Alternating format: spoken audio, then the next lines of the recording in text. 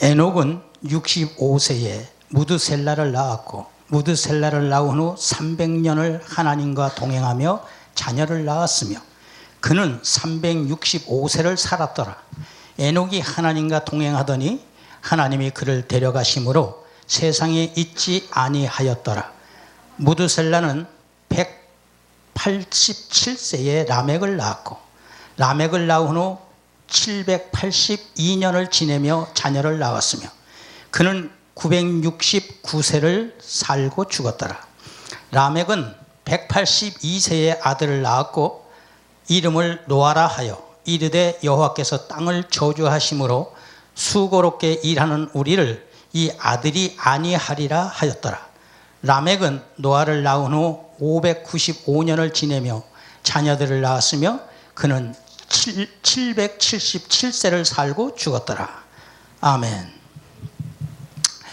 에녹의 예언과 우리의 임박한 때에 대한 사명에 대해서 말씀을 드리고자 합니다. 이 하나님 말씀을 보면 우리가 갖고 있는 정경에 담아져 있는 하나님의 말씀을 보면서 거기에 미처 디테일하게 밝혀지지 않은 내용들을 에녹서에서 발견함을 알고서 제가 에녹서를 참고하기 시작했습니다. 우리 기독교에서는 외경이라 하여 그건 완전히 외면했지요, 그동안. 그러나 어느 서부 유럽에서는 어느 정교회에서는 이거를 정경으로 받아들이고 있습니다. 그래서 이 하나님의 말씀에 대해서 뭔가 좀 더 우리가 심도 있게 보시기 위해서는 에녹서를 참고해야 되겠다는 생각을 했습니다. 성경 말씀에는 에녹에 대해 구체적으로 말씀하고 있지 않으나 에녹 1서에는 아담의 7대손 에녹이 기록하여 무드셀라에게 또한 노아에게 전해 주었고 홍수 이후에 노아에게서 아브라함에게까지 전달되어 읽혔으며 구약의 족장들에 의해 가보로 간직되어 전해 내려오다가 출애굽 이후에 레위인 제사장들에 의해 보관되어 왔던 것으로 전해지고 있습니다.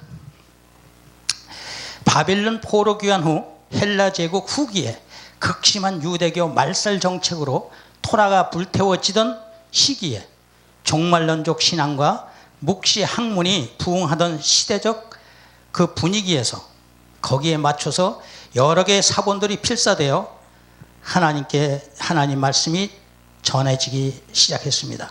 거기는 하시딤 하리쇼님이라고 하는 경건한 유대 종교파들이라고 해요. 그러한 하리쇼이 이 말씀을 전하기 시작했어요. 그렇게 해서 그들에게 소장되어 오다가 시간이 흐르며 유대교와 기독교에서 그 전권은 오랫동안 자취를 감추게 되었다고 합니다. 그러다가 1773년에 에디오피아를 방문했던 스코틀랜드 탐험가 제임스 브루스가 세 권의 에녹서를 유럽 기독교 세계로 가지고 기독교계로 가지고 오게 되면서 에녹 1서 전권이 에디오피아 정교회에서 희년서와 함께 정경으로 보존되어 왔다는 사실이 알려지게 되었습니다.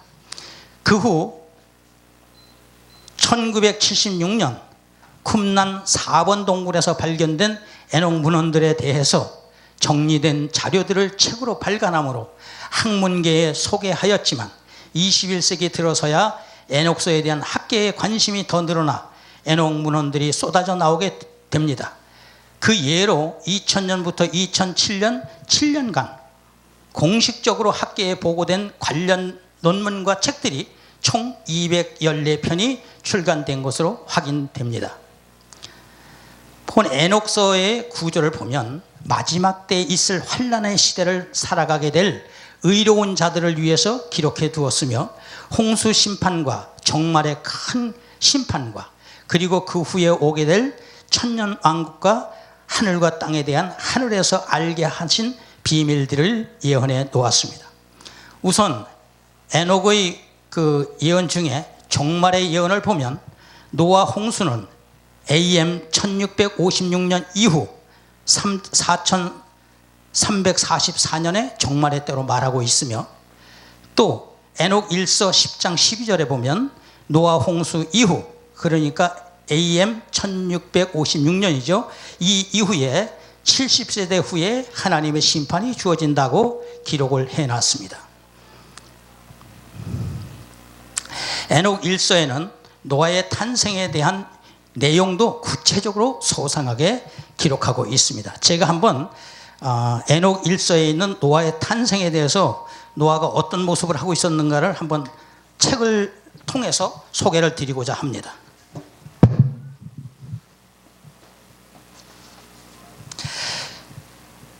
그 후 어느 날 나의 아들 무두셀라가 그의 아들 라멕에게 아내를 구해 주었다. 라멕은 아내와 동침하여 아들을 낳았다. 그의 몸은 눈처럼 하얗고 개화한 장미처럼 붉었으며 그의 머리와 기다란 머리채는 양털처럼 희었다. 그는 아름다운 눈을 가지고 있었다. 그가 눈을 뜨자 태양처럼 온 집안에 빛이 비치어 집 전체가 매우 밝아졌다. 그는 산파의 손을 통해 세상에 나오자마자 입을 열어 의의 주님과 대화를 하기 시작하였다. 아이의 아비인 라멕은 그를 두려워하며 도망쳐 그의 아버지 무두셀라에게 달려갔다. 그가 무두셀라에게 말하였다. 제가 사람과 다른 이상한 아들을 낳았는데 이 아이는 하늘의 하나님의 아들들을 닮았습니다. 본성이 우리와 다르게 특이하고 아이의 눈은 마치 태양의 광선 같고 그 얼굴에는 광선이 깃들여 있습니다. 아이가 죄가 아니라 천사들에게서 나온 것만 같습니다. 그의 시대에 이 땅에 놀라운 일이 생길까 두렵습니다. 아버지 간청하오니 이제 천사들과 함께 살고 있는 당신의 아버지 에녹에게 가서 그 진실을 알아봐 주소서. 이 에녹이 이제 증조부인데 에녹한테 이제 가라 그러는 거예요. 그러니까 무두셀라는 그의 아들의 말을 듣고 땅 끝에 있는 나 에녹을 찾아왔다. 내가 그곳에 있다고 그들은 그가 큰 소리로 외쳤고 나는 그 외침을 듣고 그에게 나아갔다. 내가 그에게 말하였다. 아들아, 내가 여기 있노라. 무슨 일이 이유로 나를 찾아왔느냐? 그가 대답하였다. 저에게 큰 근심이 있어 이렇게 찾아왔나이다. 제가 두려운 것을 보았습니다. 이제 아버지 제 말을 들으소서. 제 아들 라멕에게 아들이 하나 태어났는데 그의 본성이 사람의 본성과 같지 않고 그의 몸은 눈보다 희며 개화한 장미보다 붉습니다. 그의 머리털은 흰 양털보다 희며 눈은 태양의 광선과 같고 그가 눈을 뜨면 온 집안에 빛이 가득합니다. 이렇게 이제 그 아버지가 또 이제 자기의 아버지인 에녹에게 보고를 합니다. 그래서 노아의 탄생을 이렇게 알리고 있는 거예요. 이런 것이 우리 성경에는 전혀 비춰져 있질 않아요. 노아가 어떤 모습인지 전혀 그에 대해서 나와 있질 않습니다. 한편 성경에서 말씀하고 있는 마지막 종말의 때는 다니엘서와 요한계시록에 말씀하고 있습니다. 그 성경적 근거를 살펴보면 이스라엘의 그 가나안 정복 이후에 바벨론에서 포로 귀환과 영원한 안식처의 하늘나라 완성을 이루는 과정을 예언해 놓았습니다. 다니엘서 9장 24절에서 25절에 보니까 내 백성과 내 거룩한 성을 위하여 70일에로 기한을 정하였으니 그러므로 너는 깨달아 알지니라. 예루살렘을 중건하라는 영이 날 때부터 기름 부은 영이 날 때부터 기름 부음을 받은 자 곧 왕이 일어나기까지 7이레와 62이레가 지날 것이요 그때 곤란한 동안에 성이 중건되어 거리와 해자가 이룰 것이며. 여기서 해자라는 단어가 좀 생소한 단어죠. 이해가 좀 잘 안 되는 단어인데 이 해자라는 것은 성이 있으면 성 앞에 군인들이 그 나라를 지켜서 교통을 파놓고 지키는 교통허라는 게 있어요.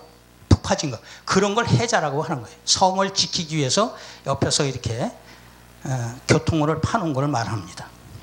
이 말씀은 그리스도께서 초림하시기 전의 69일에 중 7일에 대한 예언의 성취는 구약시대 율례의 학자이자 제사장인 에스라에게 아닥삭스다 왕이 내린 조서에 초본에 기록되어 있습니다.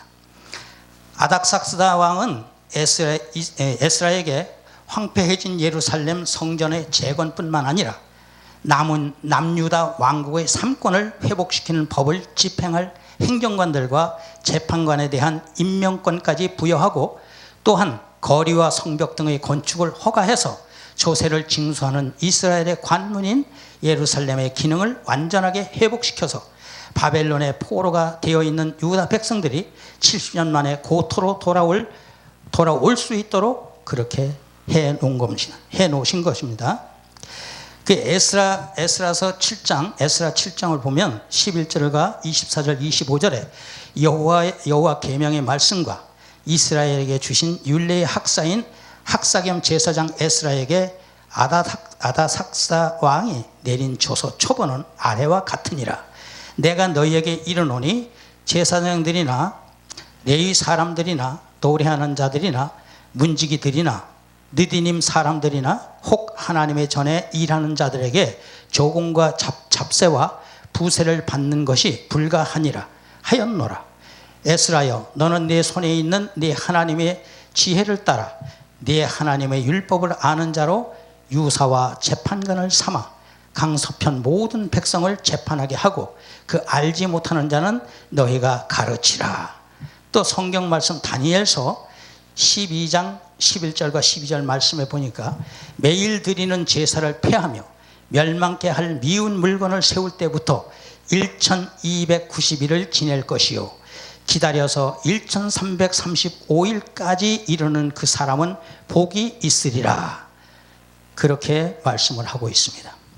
또 연대를 계산하는 방법 중에 민수기 14장 34절 말씀에 보니까 너희가 그 땅을 탐지한 날수 40일의 하루를 1년으로 환산하여 그 40년간 너희가 너희 죄악을 질지니 너희는 그제서야 내가 싫어하면 어떻게 되는지를 알리라 하셨다 하라. 민수기 14장 34절에 보면 땅을 측량하고 했을 때에 탐지하고 했을 때에 그 날수가 40일이었어요.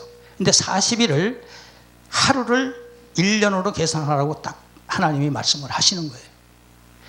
이게 미리 암시해 주시는 거예요. 이런 내용이 바로 1335일도 마찬가지로 1335년이 되는 거예요.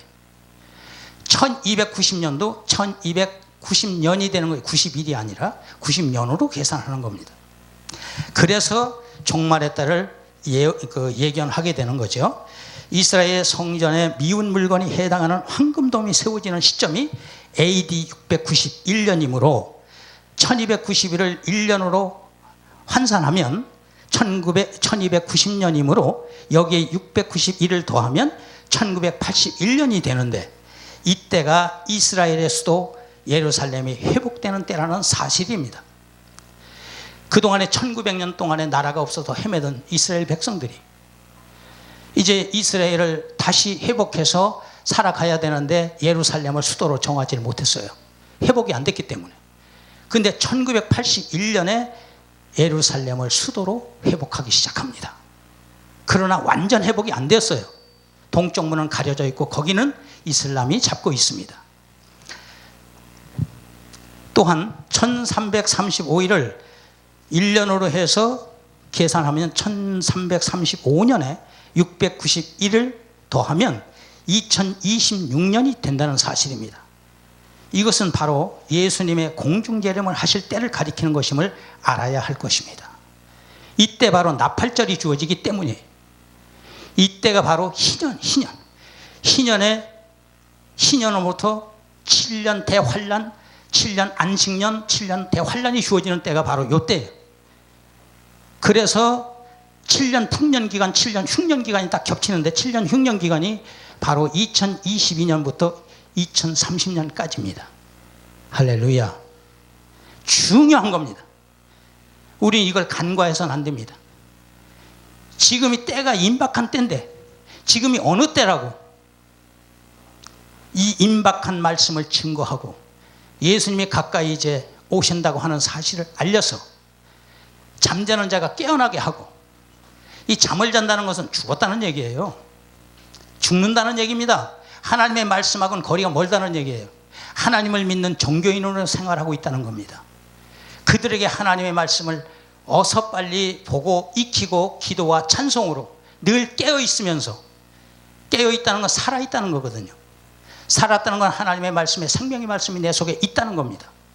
그래서 그 말씀을 의지하여, 지난번에도 제가 말씀을 드렸습니다만 전 하나님의 거룩을 훼손하고 싶지 않다고 그랬어요. 하나님의 거룩을 훼손하지 말아야 합니다. 그걸 시작하다 보면 의로운 모습으로 돌아갑니다. 제 자신이 영의 세계에서부터, 의식 세계에서부터 그게 주어지거든요. 생각 속에서 여러 가지 복잡한 죄가 들어올 때, 상상 속에서 이상한 상상의 나래가 펼쳐질 때도 철저하게 악한 원수 사단 마귀는 떠나가라고 쫓으면 제가 평화가 옵니다. 평강이 주어집니다. 제 마음에. 죄를 범하지 않습니다. 죄를 철저하게 거부하게 되어 있습니다. 사람들이 내가 나를 어떻게 통제하냐, 내가 나를 다 모르는데 라고 얘기들 합니다. 통제가 잘 안 되지요. 습관적인 것도 있고, 자기가 그 유혹을, 그 생각을 뿌리치지를 못하고 그 생각에 지는 수가 많습니다. 저도 수없이 그랬으니까요. 그러나 그런 것이 전부 소멸됩니다. 사라집니다. 하나님의 거룩을 훼손하지 말자는 말을 딱 하다면서부터 죄로부터 아주 자유함을 누리게 돼요. 그 의식이 내 속에 꽉 들어있는 한 하나님을 의지하기 때문에 죄는 가까이 할 수가 없습니다. 가까이 올 수도 없습니다. 제가 다니엘서 12장 12절 말씀에 기다려서 1335일까지 이르는 그 사람은 복이 있으리라. 이 말씀이 얼마나 귀한 말씀이에요. 예수님 공중재림하실 때까지 기다린 자는 복이 있다는 거예요. 예루살렘 그 수도가 회복되는 그 시점서부터 다시 예수님이 이 땅에 공중재림 오시는 그때까지 참고 있는 자는 복이 있다는 겁니다. 그래서 아까도 제가 말씀을 드린 겁니다. 안 돌아가십니다. 예수님이 오실 때까지 돌아가시게 하나님 하시지 않습니다. 영접해야 되니까요. 신랑을 영접해야 되잖아요. 지금 우리의 사명이 무엇이라고 생각하십니까? 지금요, 정말로 깨어있어야 하며 잠자지 말고 잠을 깨우는 자가 되어야 된다, 그 말이에요. 잠을 깨우는 자. 죽지 말고 살아있으라는 말씀과도 같습니다. 늘 말씀과 기도로 실천해야 합니다. 누가복음 21장 34절에서 36절에 보니까 너희는 스스로 조심하라. 그렇지 아니하면 방탕함과 술 취함과 생활의 염려로 마음이 둔하여지고 뜻밖의 그날이 덫과 같이 너희에게 임하리라. 이날은 온 지구상에 거하는 모든 사람에게 임하리라. 이러므로 너희는 장차 올 모든 일을 능히 피하고 인자 앞에 서도록 항상 기도하며 깨어 있으라 하시니라. 할렐루야. 이 말씀을 그냥 간과하지 마십시오. 그냥 흘려버리지 마십시오. 가슴속 깊이 담으십시오. 그리고 명심하십시오. 둘째는 성령님의 힘을 입어 그 나무를 보면 그 열매를 안다고 말씀하시는 말씀처럼 거룩한 믿음으로 신실한 열매를 맺으시기를 소원합니다. 할렐루야. 정말 긴장하며 구원받지 못한 자를 불쌍히 보시고 사랑의 수고를 하시기를 소원합니다. 그 나무를 보면 그 열매를 안다고 말씀하셨습니다. 우리가 정말 하나님의 말씀으로 내가 무장되어지고 성령의 힘을 입어 생활한다면 그 열매가, 성령의 열매가 얼마나 아름답게 신실하게 맺어지겠습니까? 인간의 육신적 소욕과 그런 어떤 탐욕이 사라진 후에 일어나는 일들입니다.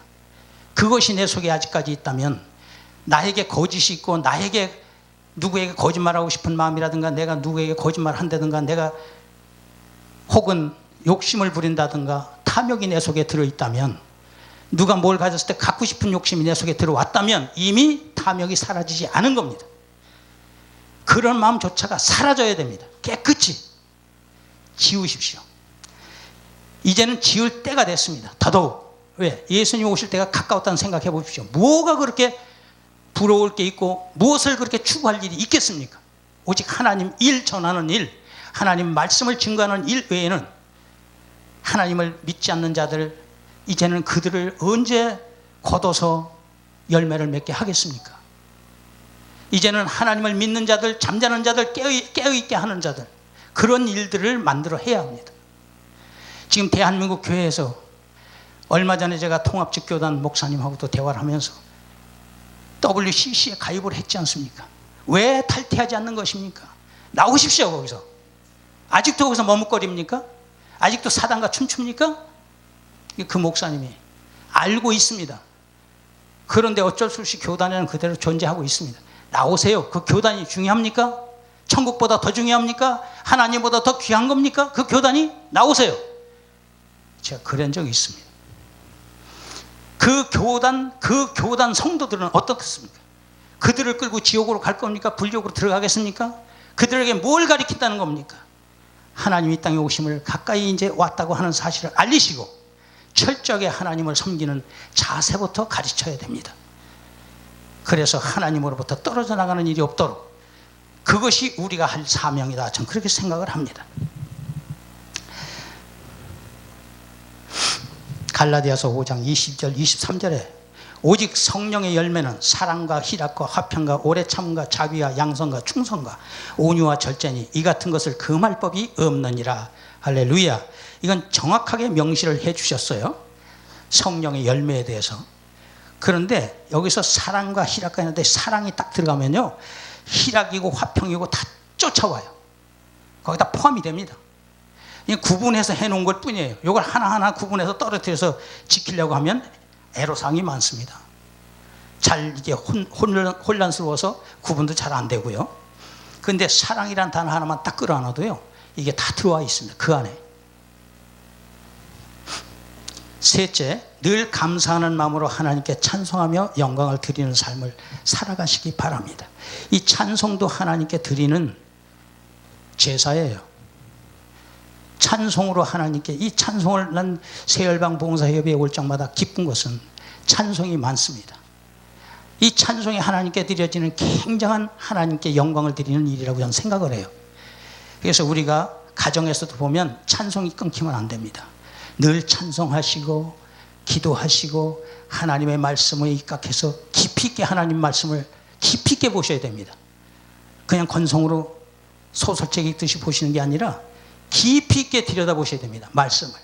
그래서 그 말씀이 내 가슴에 꽂히면 그대로 받아들이시고 그걸 실천하셔야 됩니다. 할렐루야. 그렇게 우리는 깨어 있어야 됩니다. 늦지 않았습니다. 임박하긴 해도 늦진 않았습니다. 우리는 이미 하나님을 섬기고 있었던 사람들이기 때문입니다. 그래서 공중재림 하실 때 우리는 들림을 받아야 돼요. 물론 이 땅에 남아있다가 예수님 지상재림 하실 때에 부활해도 상관은 없겠지요. 하늘나라 백성이고 하늘나라 하나님의 사역자들이니까. 그러나 하나님의 아들 신분으로 회복되려 그러면 공중 휴거 때, 예수님이 공중재림 하실 때 휴거돼야 되는 거예요. 그때 들림 받아야 되는 거예요. 휴거라는 단어는 없습니다만 그냥 들림 받아야 됩니다. 그래야 우리가 더 좋지 않겠습니까? 의인의 모습이니까요. 하늘에서 난 자와 땅에서 난 자가 성경에 나와 있어요. 하늘에서 난 자가 바로 들림 받는 자들입니다. 땅에서 난 자가 바로 14만 4천이에요. 이들이 바로 하나님의 사역자들인 거예요. 그리고 그 후에 천국 시민이 있어요. 이 천국 시민은 행위구원을 받는 자들이, 행위구원, 의로운 행위를 통하여 구원받는 자들, 그들이 천국 시민으로 연합을 이루는 것입니다. 우리 모두는 이제 말씀을 맺겠습니다. 온전히 하나님 영광을 위해서 힘써야 됩니다. 1서부터 10까지 몽땅 다 오직 하나님으로 귀결이 돼 있어야 돼요. 우린 지금 이제 그렇게 살아야 됩니다. 이젠 정말 그렇게 살아야 됩니다. 이제 3년 반입니다. 이미 2020년, 22년까지는 성령의 인침을 받았어요. 하나님의 성령으로 인을 치셨어요. 이제 이후로는 천사가 이마에 인을 치는 시대가 왔습니다. 여기 계신 분들은 다 성령께서 이미 인을 치셨어요. 이제 앞으로 닥칠 이 3년 반 동안은 천사가 인을 쳐요, 이마에. 그 천사가 인을 친 다음에 예수님이 공중재림 하시는 거예요. 우린 이때를 놓치시면 안 됩니다. 이제 정말 심각하게 생각하시고 주변에 계신 분들에게도 하나님 말씀을, 온전한 말씀을 증거하시기 바랍니다. 뭐 한두 가지 가지고 설명하는 정도의 설교가 아닙니다. 핵심적인 설교를 하셔야 됩니다.